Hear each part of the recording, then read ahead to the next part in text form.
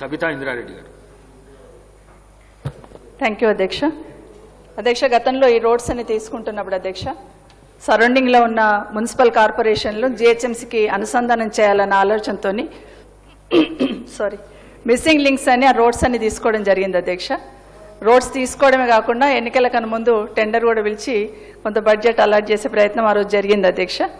అయితే ఈ ప్రభుత్వం వచ్చిన తర్వాత టెండర్ అయిపోయిన తర్వాత కూడా టెండర్స్ క్యాన్సిల్ చేసి మళ్ళీ టెండర్ పిలిచి మళ్ళీ ఒక కాంట్రాక్టర్కి అప్పచెప్పారు అధ్యక్ష. ఉదాహరణకి నా నియోజకవర్గం చెప్తాను అధ్యక్ష. RCI cross road airport road నుండి శ్రీశైలం హైవే వరకు అని 32 కోట్లు, అట్లే మల్లాపూర్ క్రాస్ రోడ్స్ నుండి కుర్మల్గూడ వరకు అని 38 కోట్లు, కుర్మల్గూడ నుండి నాదర్గుల్ వరకు 40 కోట్లు, అట్లాగే బడంపేట నుండి రామాలయం నాదర్గుల్ వరకు ఇట్లా ఒక 150 కోట్లకు సంబంధించి టెండర్ పిలిచాము.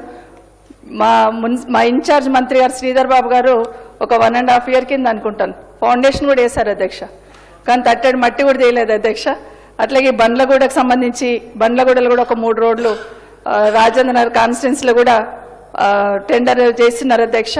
ఇవన్నీ కూడా టెండర్ చేసినట్టు చెప్పేసి అగ్రిమెంట్లు చేసినట్టు చూపించేసి ఇప్పటి వరకు ఒక తట్టడు మట్టి కూడా వేయలేదు అధ్యక్ష.